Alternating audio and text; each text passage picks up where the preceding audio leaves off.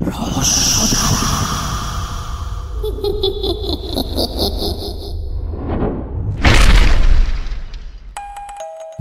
বন্ধুরা, আমি অলোক চক্রবর্তী আর আপনারা শুনছেন Rahasyadhara, the ultimate entertainment of YouTube.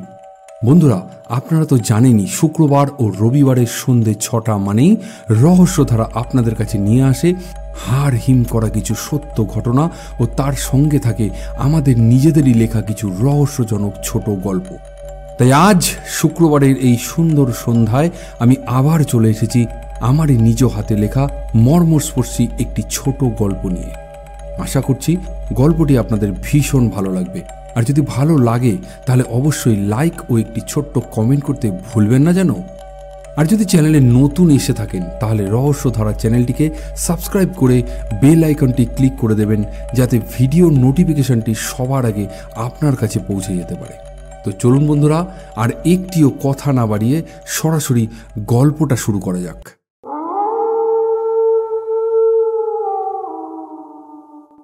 গল্পের সময়কাল 2010-এর এপ্রিল মাসের শেষের দিক। গল্পের পটভূমি রাজারহাট, গোপালপুর। শুরু করছি আজকের ছোট গল্প 13 ফ্লোর।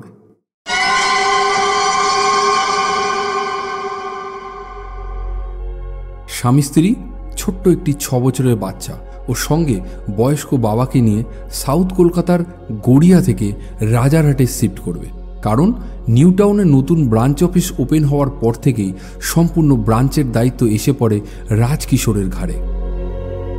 তাই প্রায় প্রত্যেক দিনই বাড়িতে ঢুকতে ঢুকতে রাত্রি 12টার কাছাকাছি হয়ে যাচ্ছে।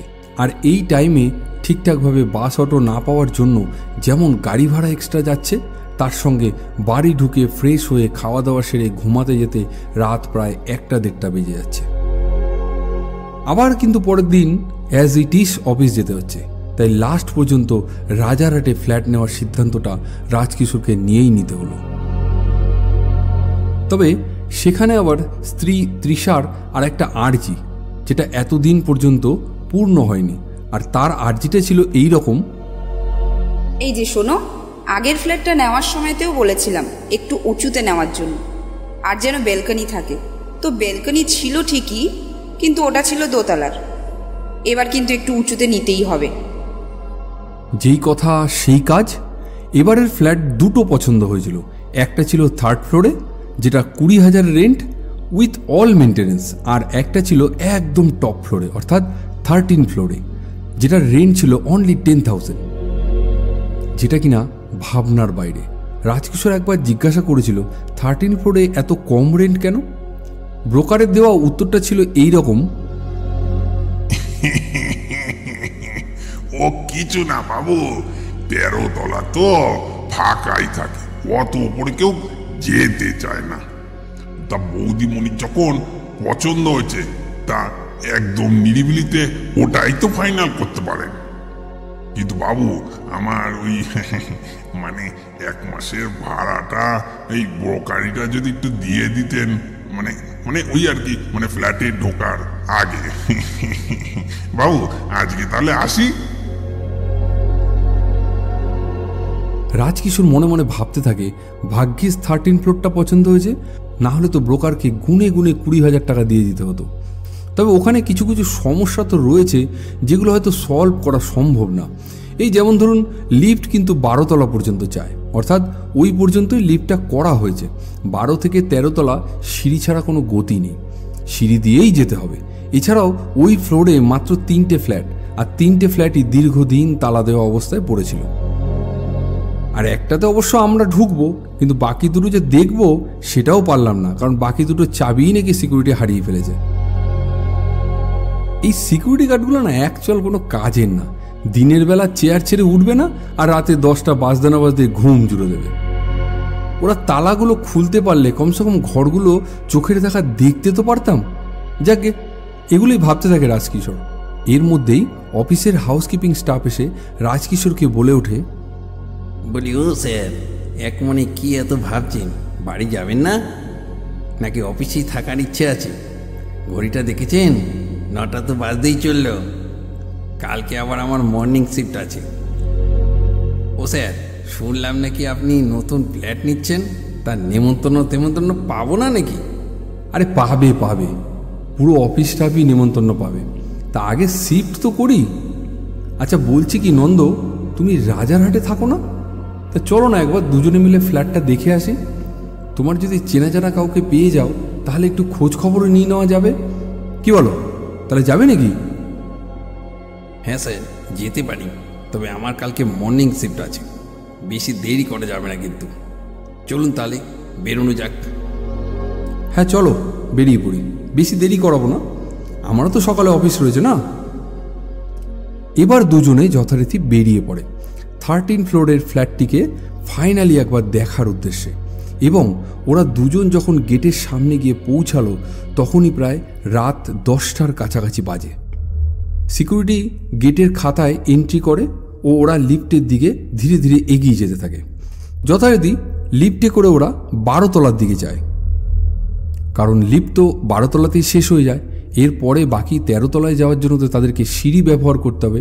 তো অ্যাজ ইট ইজ ওরা 12 তলায় নামে লিফট থেকে এবং 13 তলার দিকে ধীরে ধীরে এগিয়ে যেতে থাকে। কিন্তু একটা অদ্ভুত জিনিস ওরা লক্ষ্য করলো, পুরো 13 ফ্লোরটা ঘুটঘুটে অন্ধকার। ওরা মোবাইলের ফ্ল্যাশ লাইটটা জ্বালিয়ে দেখলো যে ফ্লোরে উঠে 3টে ফ্ল্যাট রয়েছে, তালা দেওয়া রয়েছে এবং অদ্ভুত জিনিস, উত্তরমুখী কোণার ফ্ল্যাটটির ভেতর থেকে কারো যেন কথা বলার আওয়াজ আসছে। এবং সেখানে দরজায় যখন ওরা কান পেতে শোনার চেষ্টা করলো, সেখানে কোনো মহিলা, কোনো বাচ্চা ও একজন পুরুষ মানুষের কণ্ঠও ভেসে আসছে। অথচ 3টে ফ্ল্যাটই কিন্তু বাইরে থেকে পুরোপুরি তালা দেওয়া। এবার রাজকিশোর যেটা করলো সেটা ছিল এই রকম, এই নন্দ তুই চাবিটা নে আর আমাদের ফ্ল্যাটটা খোল, আমি এখানেই আছি। এই বলে রাজকিশোর যেই ফ্ল্যাটটির থেকে আওয়াজ আসছিল ওই ফ্ল্যাটটির দরজায় কান পেতে শোনার চেষ্টা করলো অ্যাকচুয়াল ভেতরে কি হচ্ছে। কিন্তু তালাটা খোলার জন্য যেই একটা ছোট্ট আওয়াজ হলো, অদ্ভুতভাবে পাশের ফ্ল্যাটের কথা বলার আওয়াজটা পুরোপুরি বন্ধ হয়ে গেল এবং 13 ফ্লোরের পরিবেশটাই যেন পুরোপুরি পাল্টে গেল। নিস্তব্ধ, নিরিবিলি, কার না ভালো লাগে, কিন্তু এতটাও আবার কিন্তু ভালো লাগে না। শেষমেশ অফিসের হাউসকিপিং স্টাফ নন্দকে ফ্ল্যাটটা দেখালো রাজকিশোর এবং আরও একবার ভালো করে নিজেও দেখে নিল। তারপর ওরা দুজন 13 ফ্লোর থেকে বেরিয়ে সোজা যে যার বাড়ি চলে গেল। তবে হ্যাঁ, মনে অনেকগুলো প্রশ্ন নিয়ে কিন্তু সে বাড়ি গেল। প্রথম প্রশ্ন, কেন এই ফ্লোরটার লাইটগুলো সবসময় বন্ধ করা থাকে? আর কেনই বা ফ্লোরটার কেউ ভাড়া আসে না? আর কেনই বা এই ফ্ল্যাটের ভেতর থেকে কথা বলার আওয়াজ আসছিল? আর সেটা কেনই বা আমাদের তালা খোলার আওয়াজ পেয়ে বন্ধ হয়ে গেল? এবার রাজকিশোর সর্বশেষ যে প্রশ্নটা আসছিল মনে, সেটা কিন্তু ছিল এই রকম, আচ্ছা 13 ফ্লোরের ফ্ল্যাট নেওয়ার ডিসিশনটা কোনোভাবে ভুল হচ্ছে না তো? অবশেষে রাজকিশোর তার ফ্ল্যাট নেওয়ার ডিসিশনটা 1-2জন পুরনো বন্ধুবান্ধবের সঙ্গে আলোচনা করল এবং তাতে রাজকিশোরের ডিসিশনটা নিতে অনেকটা সুবিধা হয়েছিল। ওর বন্ধুরা বলেছিল, আরে একে তো টপ ফ্লোর, তার ওপর হয়তো ফাঁকা রয়েছে, তাই তোর হয়তো একটু খটকা লাগতে পারে, ওসব নিয়ে একদম চিন্তা করার কোনো দরকার নেই, ঢোকার দিন একটু পুজো দিয়ে ঢুকলেই হবে। তো বন্ধুরা, আজকের গল্পে এবার ঘটবে সেই ভয়ঙ্কর ঘটনাটা যেটা হয়তো আপনারা কেউ কল্পনাও করতে পারবেন না। এবার এসে হাজির সেই স্পেশাল দিন, যেদিন তৃষা ও রাজকিশোরের পরিবার 13 ফ্লোরের ফ্ল্যাটে প্রবেশ করলো। শুধুমাত্র ফ্ল্যাটে প্রবেশ করার জন্যই যে সেই দিনটা স্পেশাল ছিল তা কিন্তু নয়, পরের দিন ছিল তৃষার বার্থডে। তো যথারীতি পুরোহিত মশাই উচ্চস্বরে মন্ত্র উচ্চারণ ও শঙ্খ, ঘণ্টা, কাসর সহযোগে দারুণভাবে যজ্ঞ ও পূজা সম্পন্ন করল। রাত্রি 12টায় কেকও কাটা হলো। তখনও পর্যন্ত তো সব কিছু ঠিকঠাকই ছিল। বিপত্তির শুরুটা হলো পরের দিন রাত থেকে। পরের দিন রাজকিশোর অফিস থেকে 9:30টার মধ্যে ঘরে ঢুকে যায়, কারণ এখন তার অফিস আর নতুন ফ্ল্যাটের দূরত্ব অনেকটাই কমে গেছে। 9টায় বেরোলেও 9:30টার মধ্যে সে ফ্ল্যাটে ঢুকে যেতে পারবে। তাই মনটা বেশ খুশি খুশি। তার মধ্যে আরও একটা খুশি জুড়ে গেল, আর সেটা হলো যে 12 তলায় লিফট থেকে নামার পরই যখন সিঁড়ি দিয়ে 13 তলার দিকে যেতে লাগলো, তখন ও দেখলো একদম আলো ঝকঝক করছে 13 ফ্লোরে, অর্থাৎ 13 ফ্লোরের সিঁড়িতে লাইট লাগিয়ে দিয়েছে। বাহ, দারুণ ব্যাপার। এবার দরজার সামনে এসে ডোরবেলটা বাজাতেই ছেলে এসে দরজাটা খুলল। কিরে, তোর মা কি করছে? মাকে একটু চা করতে বলতো, ফ্রিজে দুধ আছে। দেখো না বাবা, মাম্মাম এখনো ব্যালকনিতেই বসে আছে, দাদুকেও এখনো খাবার দেয়নি, আর ডাকলেও সাড়া দিচ্ছে। আরে কি গো, কি ব্যাপার তোমার? শুধু ব্যালকনিতে বসে থাকলে হবে? ছেলেটাকে পড়তে বসিয়েছিলে? বাবাকে রাতের খাবার দিয়েছো? তুমি জানো না যে উনি 8টার মধ্যে খেয়ে নেয়? কি গো, তুমি আবার কখন চলে এলে? হ্যাঁ, বাবাকে এক্ষুনি খেতে দিচ্ছি, আর একটু খাবারটা গরম করে নিই। আর শোনো, তার আগে একটু দেখে যাও, এখানে আসো ব্যালকনিতে। কেমন লাগছে বলো 13 ফ্লোর? ভালো লাগছে না? দেখো নিচের মানুষগুলো কি ছোট ছোট দেখাচ্ছে, আর আমরা সবার উপরে রয়েছি। এবার জমিয়ে দুজন 2 কাপ চা খেলো ব্যালকনিতে বসে। তারপর সবাই মিলে রাতের ডিনার সেরে শুয়েও পড়ল। কিন্তু রাতে ঘুমের ঘোরে রাজকিশোর হঠাৎ করেই অনুভব করলো পাশে তৃষা নেই। যদিও নতুন জায়গায় একটু ঘুমের ডিস্টার্ব হয়, কিন্তু এবার বালিশের পাশে থাকা মোবাইলটা জ্বালিয়ে টাইমটা দেখল। তখন টাইম হয়েছিল রাত 2টো। সঙ্গে সঙ্গে চমকে উঠে বসে পড়ে রাজকিশোর এবং একটা অদ্ভুত জিনিস লক্ষ্য করে, আর সেটা হলো ঘরের মধ্যে কারা যেন ফিসফিস করে কথা বলছে। আর একটু ভালো করে শোনার চেষ্টা করলো, দেখলো ব্যালকনির দিক থেকে ফিসফিস করে কথা বলার আওয়াজ আসছে। সঙ্গে সঙ্গে ও ব্যালকনির দিকে যায়, কিন্তু ব্যালকনিতে গিয়ে ও যেটা দেখলো সেটা দেখার জন্য রাজকিশোর মোটেও প্রস্তুত ছিল না। ও দেখল তৃষা ব্যালকনির রেলিংয়ের ওপর দাঁড়িয়ে গুনগুন করে গান গাইছে। ও মাই গড! রাজকিশোর আস্তে আস্তে পা টিপে তৃষার সামনে যায় এবং ঝট করে তৃষাকে জাপটে ধরে নিচে নামিয়ে আনে। কিন্তু আরও অদ্ভুত জিনিস হলো, তৃষা তখন পুরোপুরি ঘুমের মধ্যে ছিল, অর্থাৎ ওর চোখ বন্ধ ছিল। সব থেকে আশ্চর্যের জিনিস হলো, তৃষা ব্যালকনিতে বসেও তো থাকতে পারত, রেলিংয়ের ওপর ও কেন উঠতে গেল? আর ওর চোখই বা কেন বন্ধ ছিল? উফ, ভাবলেও যেন কেমন লাগে। একটু এদিক ওদিক হলেই সোজা নিচে, আর 13 ফ্লোর থেকে কেউ যদি নিচে পড়ে তাকে আর বাঁচানো যাবে না। পরের দিন সকালে ঘুম থেকে উঠে তৃষা যখন চা নিয়ে রাজকিশোরের কাছে আসলো, তখন রাজকিশোর ওকে জিজ্ঞাসা করলো, কাল রাতে তোমার কি হয়েছিল? তুমি রেলিংয়ের উপর উঠে দাঁড়িয়েছিলে কেন? তুমি কি কোনো স্বপ্ন দেখছিলে নাকি? সকাল সকাল তোমার আবার কি হলো? আমার মনে হয় তুমি হয়তো কোনো স্বপ্ন দেখেছো। আমি মানছি যে ওপরের ফ্লোর আমার ভালো লাগে, তাই বলে একেবারে রেলিংয়ের ওপরে? না, আমি অনেকক্ষণ ধরে ব্যালকনিতে বসেছিলাম। পরিস্থিতি বুঝে রাজকিশোর ব্যাপারটাকে পুরোপুরি চেপে গেল, কারণ তৃষার কিছুই মনে নেই সেটা কিন্তু বেশ বোঝা গেল। কিন্তু মনে মনে ঠিক করলো আজকে অফিস থেকে তাড়াতাড়ি বাড়ি ফিরে আসবে এবং তৃষাকে সম্পূর্ণ চোখে চোখে রাখবে। আর হলোও তাই। আজ রাজকিশোর 8:30টার মধ্যে বাড়ি ঢুকে গেল এবং আসার সময় কিছু তেলে ভাজা নিয়ে এসে আবার 1 কাপ চা করার জন্য বলল। কিন্তু সেই দরজাটা কিন্তু তৃষা না খুলে দরজাটা কিন্তু আবার সেই ছেলে এসে খুলল এবং আবারও দেখা গেল সেই ব্যালকনিতেই এক কোণে আনমনাভাবে বসে আছে তৃষা। কিন্তু আজ সে একদম অ্যালার্ট, কিছুতেই ব্যালকনিতে যেতে দেওয়া যাবে না।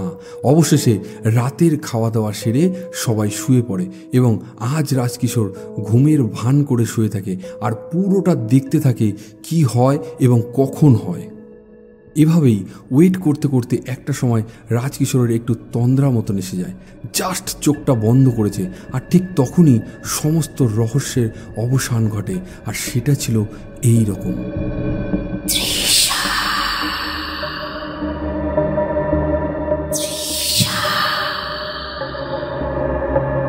ঠিক মাথার কাছের ব্যালকনির দিক থেকে এই তৃষার ডাকটা শোনার পরেই তৃষা কিন্তু বিছানা থেকে উঠে বসল।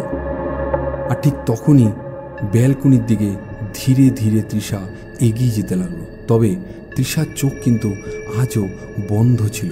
ও চোখ বন্ধ করে ধীরে ধীরে ব্যালকনির দিকে হেঁটে যেতে লাগলো এবং রাজকিশোর ধীরে ধীরে তৃষার পিছনে পিছনে কোনো শব্দ না করে ওকে শুধু ফলো করতে লাগলো।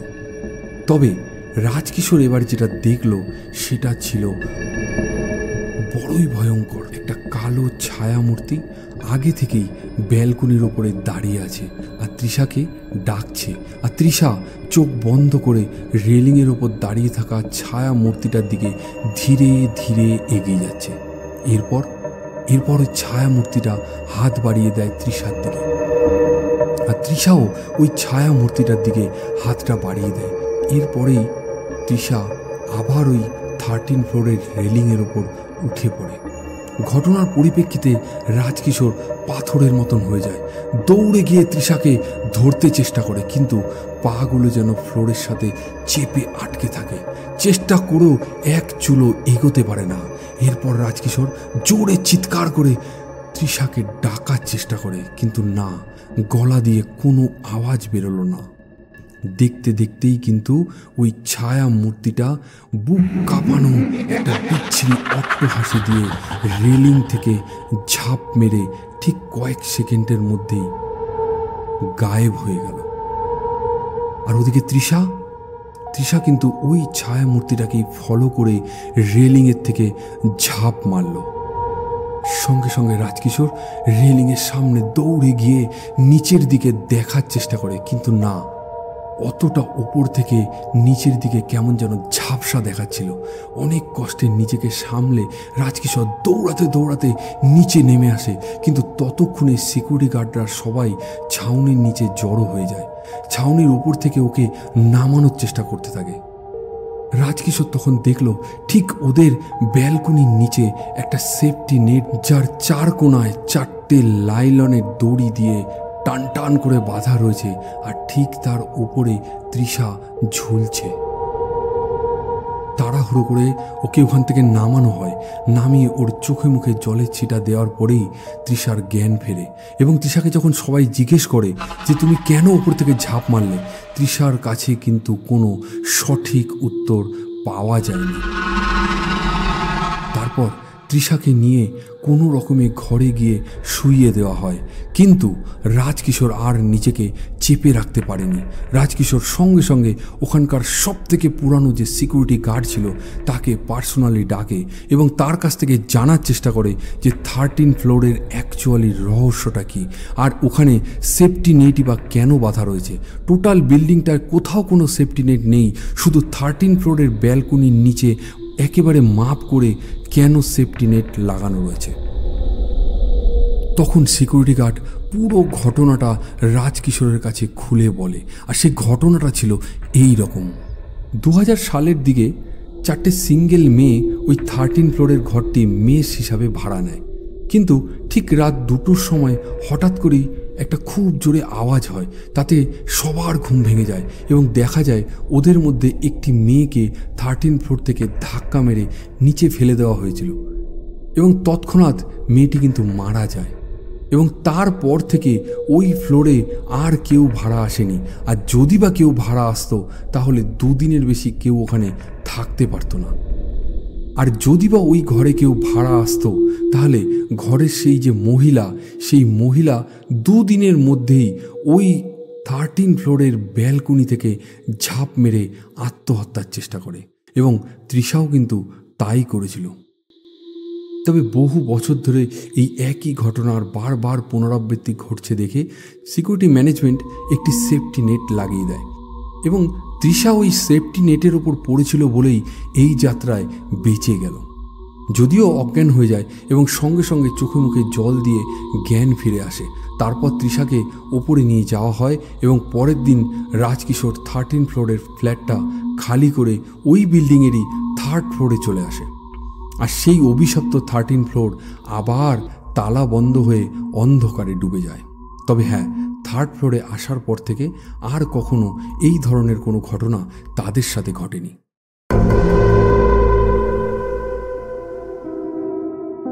তো বন্ধুরা, আজকের ছোট গল্প 13 ফ্লোর এখানেই তাহলে শেষ করছি। আজকের গল্পে বিশেষ বিশেষ চরিত্রে যারা কণ্ঠ দিয়েছেন তাদের মধ্যে অন্যতম হলেন রাজকিশোর, হাউসকিপিং স্টাফ নন্দ, 13 ফ্লোরের ব্রোকার, এই 3 জনের চরিত্রে কণ্ঠ দিয়েছেন অলোক চক্রবর্তী। রাজকিশোরের ছেলের ভূমিকায় কণ্ঠ দিয়েছেন অরিজিৎ চক্রবর্তী। তৃষা ও ছায়ামূর্তির ভূমিকায় কণ্ঠ দিয়েছি আমি, স্নিগ্ধা চক্রবর্তী। তো আশা করছি বন্ধুরা গল্পটি আপনাদের ভালোই লাগবে। যদি ভালো লাগে তো গল্পে একটি লাইক এবং কমেন্ট অবশ্যই করবেন। তো আবার দেখা হবে আগামী শুক্রবার ও রবিবার ঠিক সন্ধ্যে ৬টায়। তাহলে আজকের মতো বিদায় নিচ্ছি। ধন্যবাদ, শুভরাত্রি।